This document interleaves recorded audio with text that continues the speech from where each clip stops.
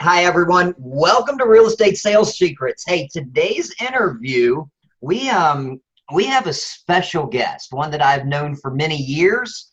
It's kind of funny too. We met 4 or 5 years ago. Yep. At various coaching events, because we've been the ones that have been in the business for 20 plus years and still go to all these things and learn and try to grow, which of course is a great lesson in and of itself. But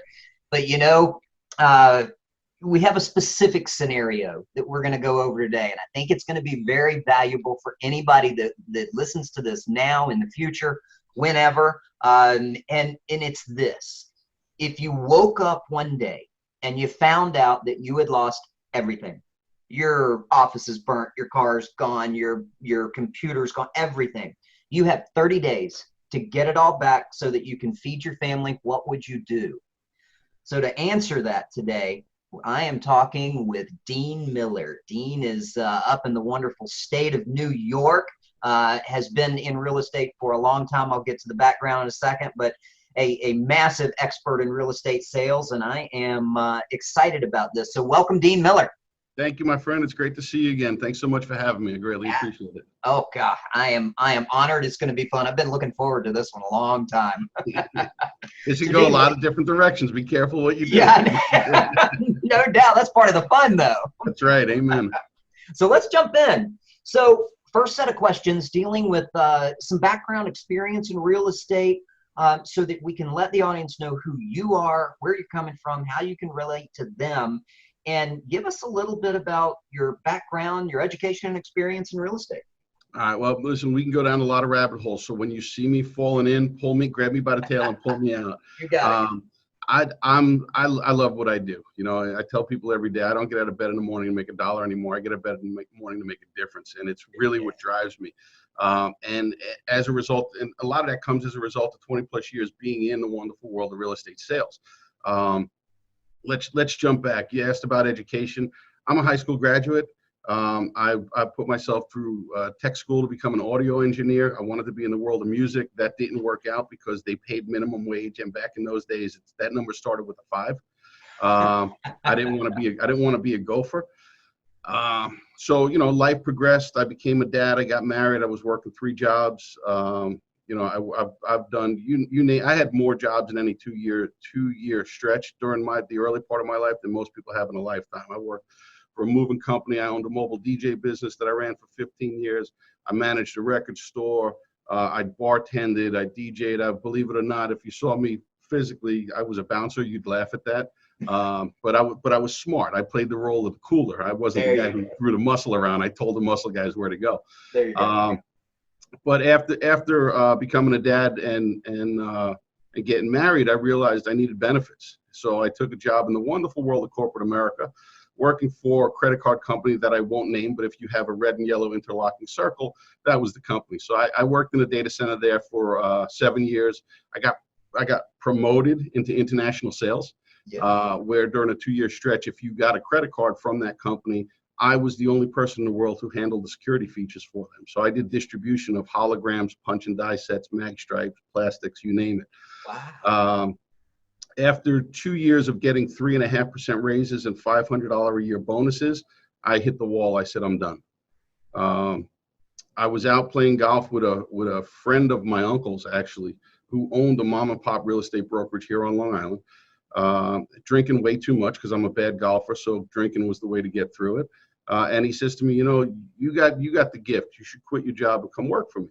And a month went by, and he called me back, and he says, you never responded to my offer. And I said, dude, we were both hammered out of our minds. At least I know I was. I thought you were joking around.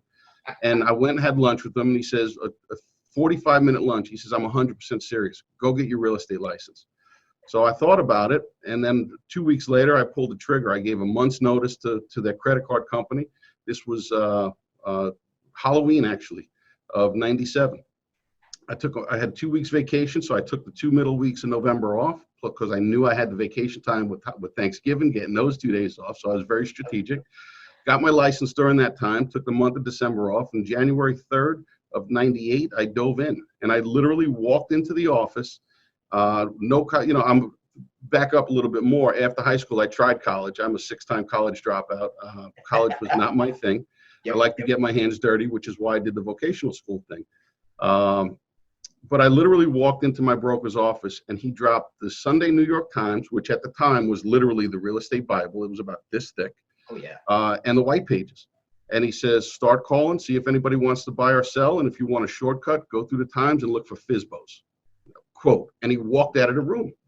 Now, here I am 10 minutes into his office. I had no idea what a FSBO was. So I spent 4 hours going through the New York Times. My wrists were black with ink up to above my wrist, looking for FIZBO, FISBO. I had no idea what it was. And after 2.5, 3 hours, I finally said, you know what? I got to suck it up. And I went upstairs and I used a lot of 4-letter words, but to put it nicely, I said, what the hell is a FSBO? And he laughed and laughed and laughed at me. And that was my intro to the business. Wait a minute, it took you 4 hours or 2.5 hours or so to go and finally ask him that? Yeah, because I'm stubborn as a mule. I mean, you know a little bit about me, but I'm the kind of guy who says, you throw a challenge at me, I want to figure it out. Like I said, I like to get, the reason why vocational school and audio recording was so good for me was the studio I went and studied under. They gave us the book, which was probably about 1,000 pages. And he handed it to us and he said, okay, now put them back in the corner because every student who's ever come through this school has touched them once. You will never open that book again. Now go into the sound studio and break it. And that's the way that I learned, break it. That's how you learn things. So that's always been my thing. So, that led me into figuring it out and I humbled up really quick and I dove in. I was a cold calling machine in the beginning. And most of the time had no idea what the hell I was talking about. It was literally fake it till you make it. Oh yeah, absolutely. Well, and that seems to be kind of a standard because there's a ton of training out there and it's interesting what it is. It can be all over the board. So on that note, what kind of formal, or have you ever had any formal education training classes in real estate, or has it all been just on the job and you figured it out? So I'm the kind, as much as I wasn't a good student growing up, I was okay and the grades came down and I graduated probably somewhere in the mid-70s, I would say. I did graduate. I only had to go to summer school once for algebra, and that was when I was going to a private school where passing was 75 and I got a 74. That was a summer from hell. But you got to define formal education. I went through the state's minimum requirements here to get my real estate license. I did the same thing 7, 8 years later to get my broker's license. And this was before New York State had doubled their minimum requirements, which was a good thing. I love to learn. So I've traveled the country. I was doing the math the other day. I have literally spent hundreds of thousands of dollars in 20 plus years between travel and actual coaching programs and seminars, and I love to learn. I was in my attic the other day. My daughter's getting ready for Christmas, so we got to prep the attic. I must have found 1,000 books up there that I've read, many of which I have multiple copies of downstairs on my desk because I reread a lot of the same books over and over again. Because like anything, you read it the second time, you learn because you have different perspective. Yes. So I don't have any technically formal education. And I'm not one to throw the school of hard knocks around lightly, but I've gone out there and I've made every mistake you could imagine. I've spent a fortune. A lot of what I've spent the money on has had a huge return on the investment for me. Other things, they've failed. They've failed me because I went in with the wrong expectation, thinking somebody could solve things for me. So I don't ever go out looking for the education to find that silver bullet or the magic pill. I am a firm believer in overalls and, go out there and get dirty and do it and fail. But the trick to failing is always fail forward. You're going to get knocked on your ass. That's okay. But if you fall backwards because you get knocked down, you got to flip over and start crawling forward and move forward with everything you do. So as long as you have that mentality of fail forward, you're never going to lose. You got it. That's a good book by John Maxwell too, isn't it? Yeah. Yep. That's right. I forgot about that one. That's right. Absolutely. Well, shoot, then let's get started. So, Dean, all of a sudden you wake up one morning and you've lost everything. There's no business there. Your office is gone. Your studio's gone. You've You got 30 days. Get it back so you can feed your family and do the things that you want to do. What's the first thing you do? You know, it's funny because there are 2 points, and I don't want to come across as overly dramatic. You look at me, I'm an overweight guy. I've never missed a meal in my life, and I've never been hungry, in the sense that I couldn't find the next meal. But there were 2 points in my career where I did almost file corporate bankruptcy. Once when I became a partner and I owned 2 Remax offices, and didn't prepare myself properly for the business relationship with my partners. And then another point where I just had so much going on in my life and looked one day and said, holy crap, I haven't done a deal in 6 months and I'm 10 plus years into this business. What do I do? But my expenses were still there and we were still writing checks every week to pay people. Everyone talks about going back to the basics. And the reality of it is, as much as I feel this industry needs to change and evolve, it's been too much the same for over 100 years. There is a foundation to business, not just real estate, but to business. So we've got a formula that I've learned through some of my coaching efforts over the years, working with other agents and with coaching programs and having the opportunity to coach and mentor a few agents along the way as well. And we're trying to figure out how to package it. But through my good friend Danny Griffin, he came up with a formula that he referred to as DPPO 20. And what that stands for is very simple. Let's go through what it is. D is for database. Yeah. And that is the most important thing that you could ever have in this business. And I'll go through my whys and we'll go through each one and then I'll summarize at the end. Building a database is the key to success in any business because you're only as profitable as your database. So without building that database, building that list of people who know, like, and trust you. And the whole goal of building a database is to build that opportunity to get people to know, like, and trust you. So your mom and your wife and your aunts and uncles and your family, they're great, but they're just step one. I always joke, you look at my Facebook feed and the minute my mom comments on anything, the whole feed dies right there. Yeah. So you got to take that into consideration. There's only so much they can do and they mean well, I get it, but it's a coincidence because she always runs late to those shows. Yeah. But building your database is the key, and there's 1,000 ways to do it. But let's just go through the basics of it first. So your database is the number one thing I would focus on. Within that, you need some kind of CRM system, customer relationship management system, customer retention management, client retention. You've got to look at that very specifically. It can't we don't live in the days of Post-it notes anymore. I mean, I had a Rolodex years ago. Like I said, I'm in this over 20 years. We had a physical Rolodex. We didn't have smartphones. I knew everybody's number. Now I can't even remember my own home number. I tell Siri to find it for me. I remember my grade school home number, and I don't remember my number now. Yeah, that's funny because that came up in conversation a couple weeks ago, and I did figure it out, but I can't remember what it was now. Yeah, it was funny because I have a full-time videographer on staff, and we're talking about what kind of production would. Here's the first rabbit hole. Yeah. What kind of production? And it's like people need to know your story. Yeah. And in my sleep the other night, and I very rarely remember my dreams, I said, all right, we're gonna go shoot a video in front of that old house and walk through my journey. Nice. To tell the stories of why I do what I do. Yep. So let's get back to the focus here. So building your database is the number one most important thing you can do. And if you had 30 days, I would probably spend the first 10 working only on that. Now, how do you do that? The first P is, so you got database. The next P, the first P is phones. Yep. And by phones, we mean communication. And I preface this by saying, email is an incredibly powerful tool, but it is not meant to replace the phone. Too many people believe that your direct message, your WhatsApp, your Instagram DMs, your Facebook Messenger, your SMS texting, all that does not replace a conversation. They're supplemental to it. Yeah. Now, if you need to speak to people in a way that they want to be spoken to.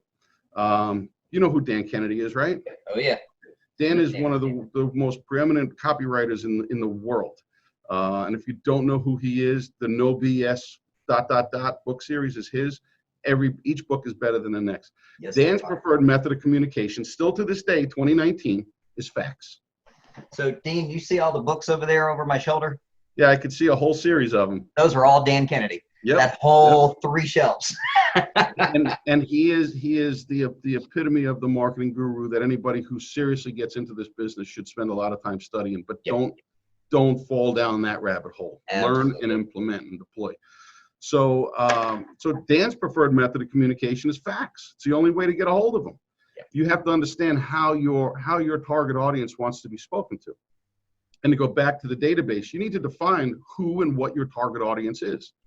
Are you in real estate specifically? Are you focused on a certain geography, a certain town, a certain subdivision, a certain school district, a certain county? Here I live in a county of over 1.5 million people. I can't serve all of them. I can drive from corner to corner of it in a couple hours because the wonderful world of Long Island traffic, you can't get anywhere quickly anymore. But you need to know what people's preferred method of communication is. But you need to have a substantial conversation before you can say this is a potential prospect. Until then, they're just a lead. And we look at this and say, okay, leads are anybody who inquires. They raise their hand, they want a free list, they want a free report, they're nosy and like to, as we refer to it so affectionately, real estate porn. There are so many people out there who just love to look at how many homes are for sale, what's going on, pretty pictures, the HGTV effect. So there's a difference between a lead, a real prospect, a potential prospect, a real prospect, a client, a customer, a client, knowing the difference in each of those stages. That funnel, which is the way we look at things. Everything is a funnel. So building that database is your number one thing. Then communication, phones. You have to make contact. You got to solve a problem for people. The days of me picking up the phone and saying, do you know anybody who wants to buy or sell real estate? No, check, click, next, churn 1,000 calls in the course of a day. And hear every 4-letter word in the book, because here in New York, we don't like to be bothered by people. This is back in the day where people answered their home phone number. So step 2 is working the phones. And by phones, I mean communication. And that could be as simple as just being on all things social media and engaging with people. The next step in the process for us, we refer to as presentations.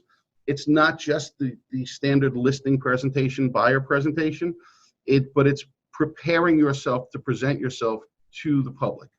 And then the final step is O for offers. You've got to make those offers. And again, related to what we hope to do, making offers on properties, negotiating deals, those kind of offers, but also what kind of offer am I going to make as the agent to the buying and selling public out there, to want to watch what I do. Like I said, I got a full-time videographer on my team right now. Just because I have him and we put together what I think is Class A material doesn't mean people want to see it. So what kind of offer do people want? And we're always talking about, what are we doing as far as reports go that we can distribute to people? What are we doing as far as new content that's coming out that engages with people, that gets to that communication, the quote unquote phones part of the process? So you mentioned something right there. So 2 things right there. You mentioned reports and things like that. So you're giving information to people. Without a doubt. We believe in coming from a position of giving. So one of my favorite ways to tell this to people is in my 20 plus years in this business, I have been involved in thousands of transactions. I've had an impact on thousands of families' lives with their buying and selling needs. But during that time, I've literally only sold 7 homes. And when I say that, I've only sold 7 homes because they were all mine. I don't sell homes for people. I facilitate. I'm the conductor in the orchestra. I don't sell it. I don't make the decision on whether or not to accept an offer or counter an offer or raise an offer on the buy side. So I'm very and I hate the fact that I love and hate the fact that my license says salesperson on it, because I love salespeople. It's what this country was built on. Columbus had to sell somebody on giving them money to get over here, and George Washington and company had to sell somebody on funding or creating this revolution. Sales is what everything comes down to. Just anybody who's a parent, look at your children. They all go through this phase where they ask the most annoying yet most powerful question in the world: why? Why? And you give them an answer and they say why, and they give another answer and you say why. It's part of my onboarding process with agents. We've done it in the past where we need to lighten the mood. And I say, Okay, so why do you want to join our company? And they tell us, and they'll give us an answer. Well, I think you guys are great. You're the greatest brokerage in the history of the world. Okay, why? Well, because you do this and that. Okay, why? Because of this. And it gets to the root of Simon Sinek's book, Start With Why, is one of my all-time favorites. I tear it apart chapter by chapter constantly. And I love that question. So to circle back around, we're here to provide value to people. We're giving away our best information for free every single day. It's why we do videos. It's why we do written. It's why we're creating multiple websites and why we have multiple accounts on the majority of the social media platforms. We want to give people value so that they could see that we are truly a trusted resource. Perfect. So take that back to building that database. Yep.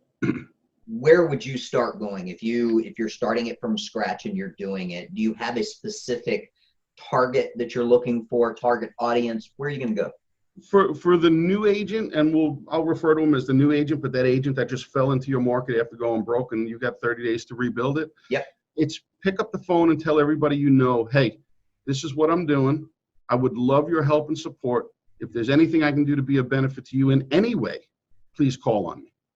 And recreate that bond, even if it's with mom and dad. Because I got news for you: mom and dad have neighbors who are going to list with the companies that you don't want, that you're not working with.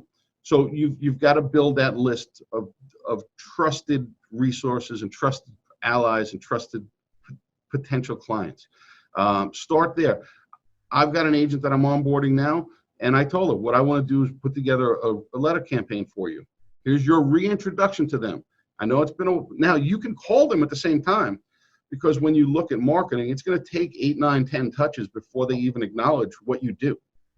It's not their job to remember what we do. I hear from agents all the time, I can't believe that my cousin listed his house with that guy. Well, when was the last time you spoke to your cousin? First of all, when was the last time you spoke to him? Yeah. When was the last time you reminded him of what you do? And not just, hey, if you want to sell, please call me, I'm the best. It's why are they not on your mailing campaign? And by mailing, I mean any distribution source. Why are you not sending them updates on what's going on in their market? It costs you $1 a month if you get really expensive postcards. Yeah. But if you package it in a way that's of value to them. So we just started. We're using some AI software to figure out who the most likely next round of sellers are in a small batch of towns, and we're testing it out. And there's a lot of analytics that go into it, and we pay $3-4 grand a year for the platform, and then a couple $100 a month to figure out how to use it. But we're looking at sellers and saying, okay, these are people who are likely to sell in the next X amount of days to years. Let's target those people and let's provide them value. Let's become a community resource. So what are we doing? We send them 2 reports. One, here's all the stats of what's happening in your neighborhood, month over month, quarter over quarter, year over year. And they're getting something from us monthly. But we're also sending them a monthly update of all the homes that have listed and sold. And it's very condensed down, but it says, you may have a 12-bedroom mansion and you may have a 3-bedroom bungalow, but knowing what's happening in the market, staying aware of that is important. Selling a home is not an event, it's a process. Yes. And like we were talking before the call about some of our lead generation systems, we've all focused on buyers for so long, but what's the biggest expense to that? Not the cost of generating the lead, the cost of waiting for 2 years, 3 years. I showed a house to a woman 2 weeks ago who's been in my system for 5 years. We've had a couple conversations. She's not serious at the time, but she wanted to educate herself. In the beginning, it was, again, I'll refer to it as real estate porn, but then all of a sudden she had a need, sent us a message, updated her criteria. We changed our messaging to her. It's not, hey, hope you're still enjoying the site. It's, hey, you inquired about something. What can we do to help you out? Not sell you. What can we do to answer questions, help you out? What questions do you have about that house? Well, you brought up a great point right there. So she's been in your system for 5 years. Yep. How many agents have you ever seen that actually keep up with people and put them in a system and have that type of follow-up? The days of the 80-20 rule are over. It's more like the 95-5. Yep. Not enough agents, and it's not to knock them. They don't know what they don't know. Right. because to talk about another, and I'll lead back to another point that we talked about just prior to the call, they're doing what they're doing, and they're doing it off of muscle. Yeah. I'm going to fight my way and push that rock up the hill and keep pushing and pushing and pushing, as opposed to maybe we need to get a dolly to help us push this flat thing up this 1,000 pounds of bricks up the hill. Yeah. It's just as much strength is required to push it. But if you could leverage it, hey, guess what? It's that much easier to get to the top of the hill. Heck yeah. So too many brokers will tell their agents what they need to do, but they won't really guide them on how to do it. And that's kind of the heart and soul of our brokerage. We'll show everybody what we do. We'll tell everybody why we do it. We'll even show you when we do it, and we'll show you some of how we do it. If not all of how we do it, to be honest with you, because I know 1 out of 100 might actually act on it, and 1 out of 1,000 will actually succeed. So I don't feel that I'm giving away trade secrets. Yeah. No. But you need to have systems in place. This whole DPPO 20 thing is a system. And what's the 20 mean? It's 20 hours a week. So if you spend an hour a day on each of these 4 things, that's 5 hours. Well, if you can work half a day, you go part-time and do this 4 hours a day, you're going to go out and make yourself 6 figures. Yeah. Now, here in Nassau County, we're one of the most expensive counties to live in the country because everything costs a fortune. But even there, $100,000 a year is still nothing to sneeze at. You can afford a house. Sure. You might not be putting your kids through the most expensive private schools in the world, but part of why it's expensive here, our public schools are really damn good in most of the areas.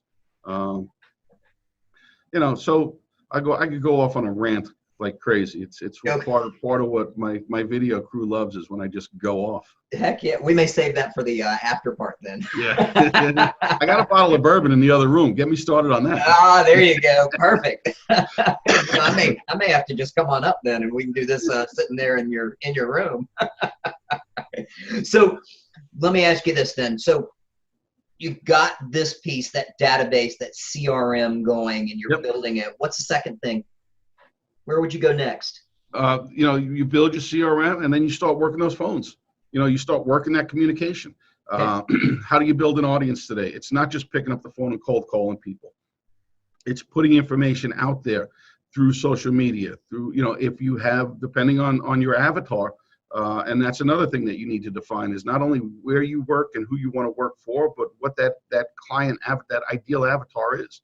I know my ideal client for me is probably someone who's in their mid-20s to mid-30s, who bought their first home, 3 to 7 years ago, and they're looking to move up and stay here on Long Island, not just leave. We will service anybody because our systems are good enough to do that. But our ideal is to say, how do you move from that first home that you bought and fixed up when you had no money, but you got tired of paying the landlord because you were smart. You fixed the house, and now here you are, you're getting married, or you're having your second kid. You're outgrowing the house and you want to stay here. Yeah. So that's my ideal avatar. So we go from the database part of it, and you put people in there, and you have to nurture these people. You have to develop relationships, get to know, like, and trust. That comes from communication. So in the old days, before social media and the internet existed in the form that it does, that meant getting on the phone, going to networking meetings, going to Chamber of Commerce, being involved in every local event. And that's what made real estate agents special, was that they knew their communities. Yes. Now it's so easy to do that. And I know everything about every town around here. All I got to do is say, "Hey, Siri." Yeah. And I put her in Do Not Disturb. Normally when I do that, she yells at me during these things. Coming up. I'm learning. And I have Alexa unplugged in the other room, so she doesn't there you go. back at me anymore. Well, you mentioned something earlier too that you're going to do, and Corey is getting you to do that, and he's welcome to make comments over your shoulder too if he wants to, because I know he's listening. But you mentioned your origin story and getting that out there. Yep. What's that process, and what's that do for you?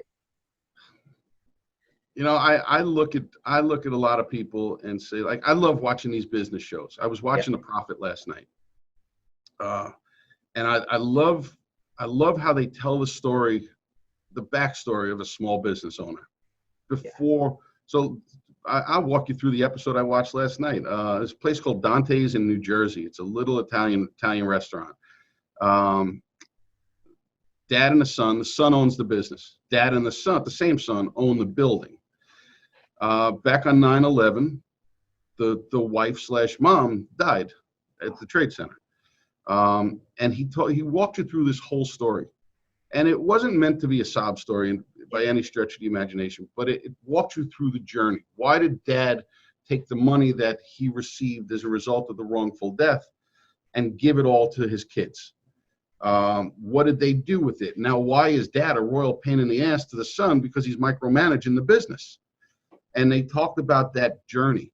And I think, I looked at it and said to my wife, I said, damn, if we ever get on the other side of the bridge in Jersey, we need to go stop there. And I think about that when I watch shows like this, is why do I want to do business with these people? Well, they have a story that's relatable to me. Here we are 18 years later, and I'm a guy who was, like I said, I was a DJ for 15 years. For 8 or 9 of those years, I did an annual Christmas party at Windows on the World, which was the restaurant on the top of the World Trade Center. Yep. I know that view very well, and I lost a few friends on that day, and this is not meant to be a woe is me thing, but telling that story, it resonates with people. And I haven't been back to what's affectionately referred to as ground zero since it happened. I was there in the summertime of '01, but I have not been back there since, and I have no desire. And my dad actually works there. So he's there, he's still there 2, 3, 4 days a week sometimes, in one of the new buildings. So, it stirs a lot of memories for me. And sorry, I'm getting myself off track here. Yeah. But what's the story behind it, and telling that story. So, going back to the Prophet, I looked at that and said, I would love to do business with these people. And if they're close to me, I feel like I know them from watching them. I like them because of their story, and they package it in a way that I think I could trust them. Now, if they come up with garbage on my plate and throw it at me, well, then that's on me for being foolish, and them for not knowing who their audience is. Yeah. Well, it's interesting that you bring this up, because I think that what we're seeing in the real estate world now is a lack of agents being real and showing the public who they are. Yep.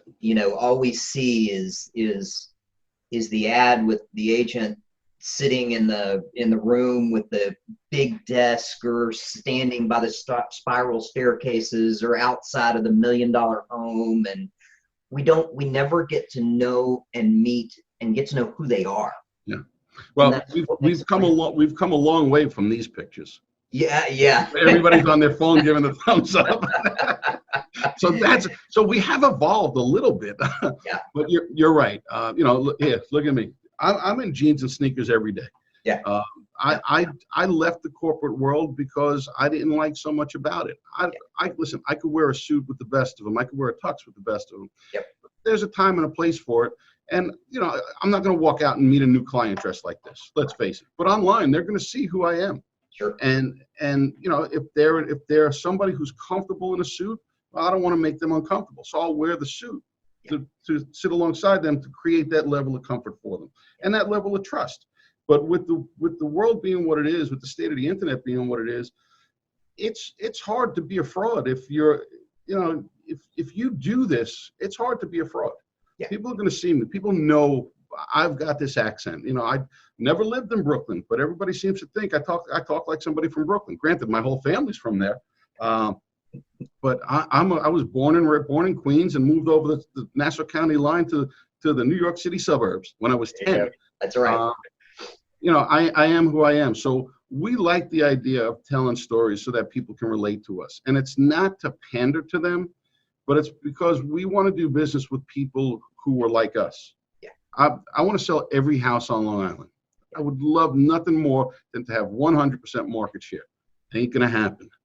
I can't control one little town, but you want to do business with people who are of like mind. And for me, it's not just about the attire, but I do a lot of charity work, and I kept it hidden for years. Now I talk about it because as a result of talking about it, we can say instead of raising $10,000 this year, we're going to raise $20,000 for this fund. And we just, my oldest daughter, who's 25, who lives in the suburbs of Chicago, she's been doing fundraising for the American Foundation for Suicide Prevention for, it's 10 years now. or Yeah. she's been working with them for, I think it's 9 years she's been doing it. And Dad's her biggest supporter. So when she set her goal for 10,000 this year, I yelled at her. And I said, raise the damn goal. And she raised it to 12. And I yelled at her again. She raised it to 15. And Dad got involved and said, okay, what are we going to do to make something special? And we are literally dollars away from hitting 20,000 this year. That's awesome.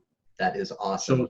So, it's why it's a big part of why I do what I do. My goal is to get to the point in life where I donate the equivalent of $1 million in cash every year. I would love nothing more than to be that guy who could walk into a place that needs it with a suitcase, drop the suitcase, and walk out. But there's leverage in doing it and power in doing it in other ways. Yes. I don't do it for the recognition, but I've come to realize that I do have a voice. And every agent out there, to stick to this industry needs to have a voice. What do you stand for? Who are you? Why should people give a rat's ass about who you are and what you do? And why should they worry about paying you a ridiculous commission as opposed to the next knucklehead who's in the building next door? I literally could walk out the front door of my building right now or back door and see 5 different real estate companies, not including my own. Yeah. I mean, Well, you're talking about being real. You're talking about having that voice that sets you apart, and you're talking about building your value. And Yep. most agents are competing on price.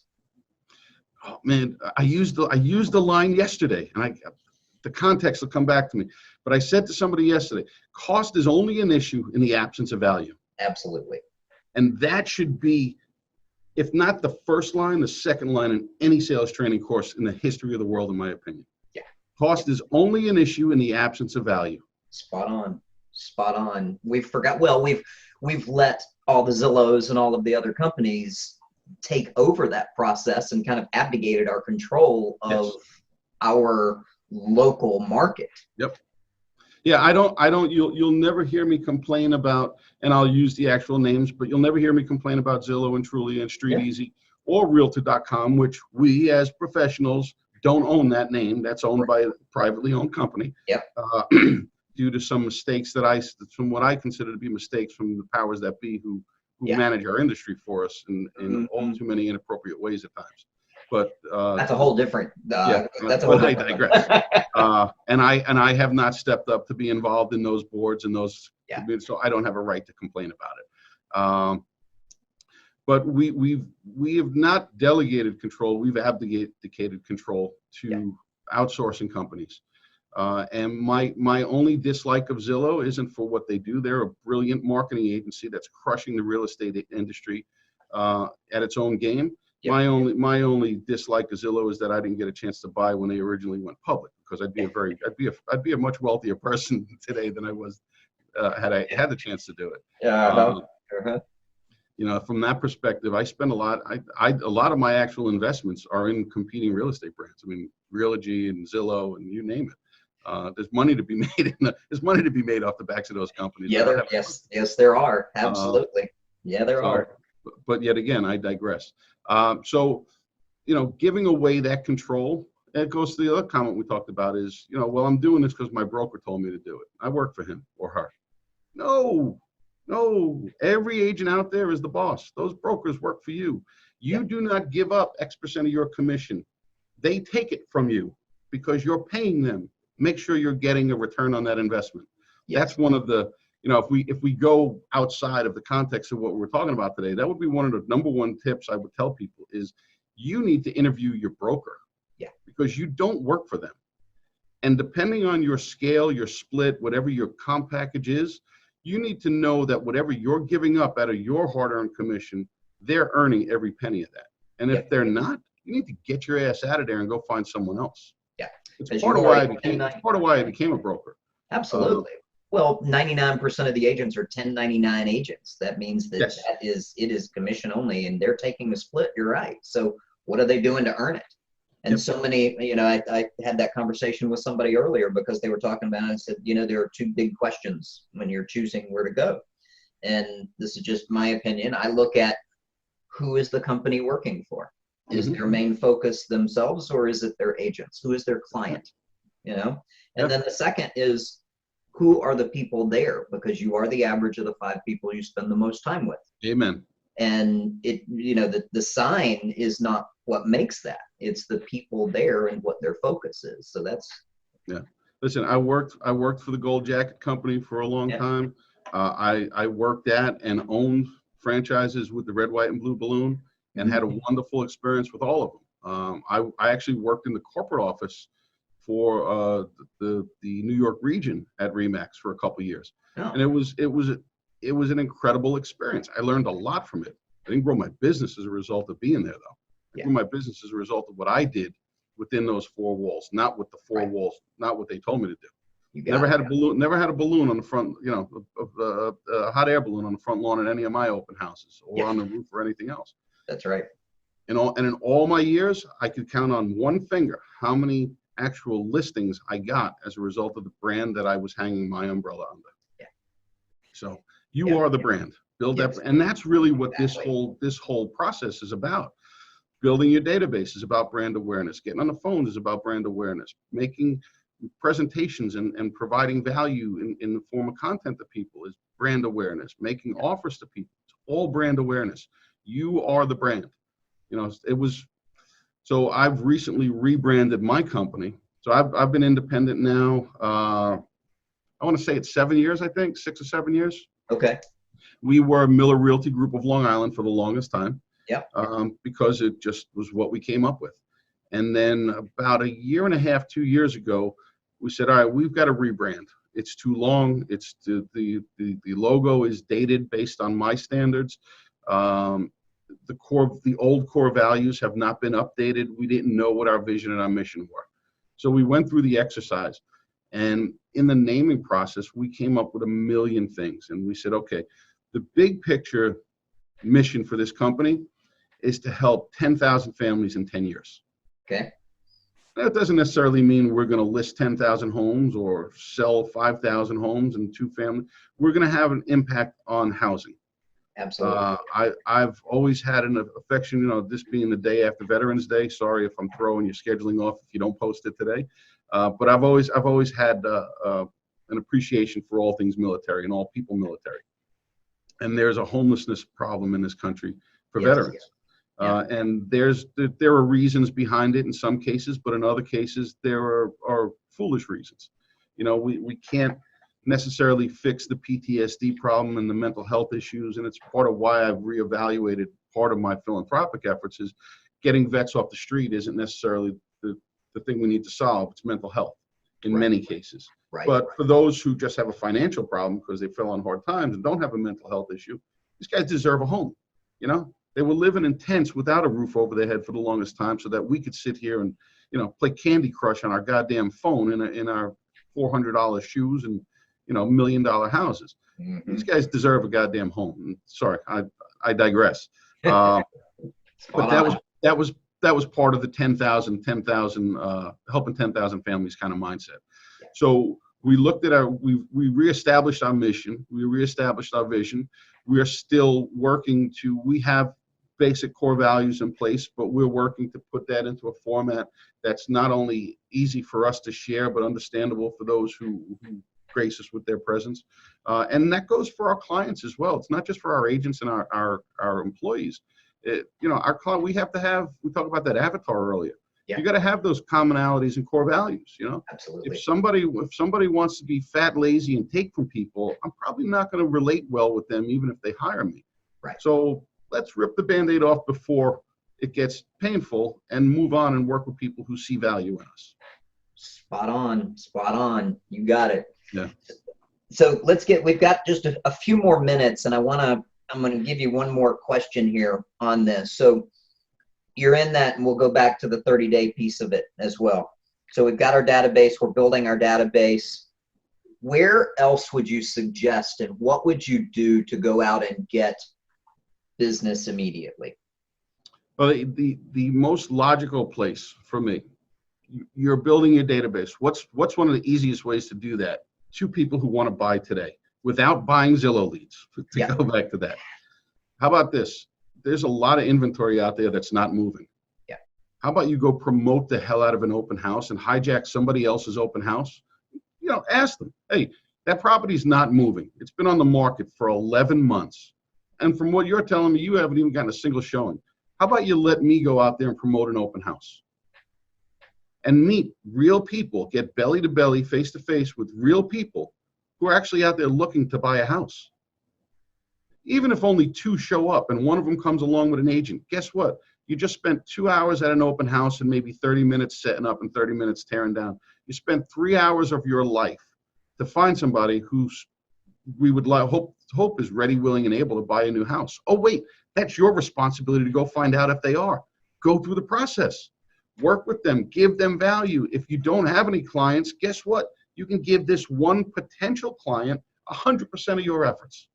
And if you do that, you know what they're going to do? When they buy a house, they're going to become a raving fan. And they're going to give you testimonials to share. And they're going to preach your message from the highest mountaintop. Best way to build a database, go do open houses every opportunity you have. Awesome. And go there with the intention of not necessarily selling that house. If it happens, that's a byproduct of it. But go out there with the intention of helping to sell that house by meeting multiple people, so that if you're going to work on this for the seller, you could at least leverage those 3 against each other to negotiate the price up. Or this house doesn't work for any of those 3 people. Let me create a valuable relationship with them so that I can help them go purchase something else. Yeah, spot on. And now build your database of past clients. How's that? There you go. There you go.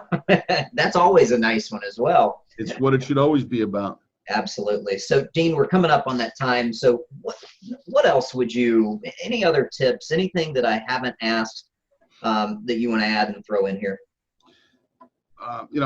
This is, in my opinion, one of the greatest businesses in the world. This is not my job. This is my business. That's what I would tell everybody who gets into it. You are an independent contractor. You need to run the business of you. So I changed the name of my company to Dean Miller Real Estate because it's easy for me to remember, because I got a lot on my mind. I don't have to think about it. But we did that for a couple of reasons. I want everybody who comes here to understand that I run a business. And you join me, you have to run the business of Bob Smith Realtor Incorporated.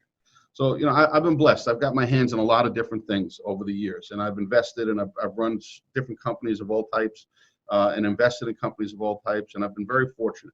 But we now look at everything and say, here's the umbrella. The umbrella is Dean Miller Incorporated, or whatever we choose to call it. Yeah. From there, I have Dean Miller Real Estate, which is one of my revenue producing companies. We're talking about starting an actual media company. So whatever we call that, the Dean and Corey Media Company will be another vertical. I've got investments in some tech companies that you and I talked about earlier. That's another vertical. And that's me being an active investor in those companies. I've got my stock portfolio. That's another business that I run. So you got to realize you're running the business of you, which means you got to understand the brand of you and go back to those things we talked about earlier. And, I'll put the cheap plug out there. Any of your listeners can always find me, social media at Dean Miller Real Estate.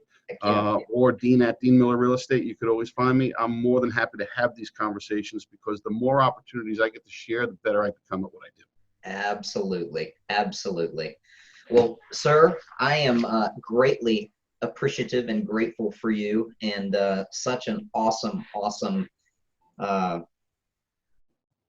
just awesome. I appreciate that. Rob, when you came to me with the ask, I immediately said yes before I even finished reading it and responded, because I love doing this stuff. And like I said, my goal is to be a resource in the effort to make a difference for other people. And I hope every time I open my mouth, I get to have an impact on one person, and that's all that really. And it's I forget the word, but I just love having the opportunity to do this, because I'm listening to you ask these questions, and in my head I'm saying, okay, we can make this little tweak to this. Let's try this. Let's A/B test that. So I'll have about 10 minutes worth of note taking and implementation just from talking with you that will have an impact on me in some way, shape, or form. And I thank you for that. So, well, brother, it's been my pleasure, and I know that together we can make a difference. Yep. And we can help people and help people that truly want to succeed in this industry and in this business. That's right. So I am grateful for you, and thanks to Corey for letting you do it. I appreciate that too. I appreciate it. Keep raising the standards out there. I love what you're doing. I'm here to support in any way possible. Whatever you need, you know, I'm a resource for you. So You got it. thank you so much for letting me do this and being a part of it. Absolutely. Well, Dean Miller, thank you again for sharing with us, and thanks for all of the realtors who watch this at some point in their career. Hopefully, it will be many of them. Hopefully, they'll reach out to you, and if you guys need to get in touch with Dean, please do that. I will put links to him directly in the show notes and everything, and I'm sure you'll hear from him again. So, Dean, thank you very much, sir. You make it an awesome day. Same to you. Thanks so much. Thanks, buddy.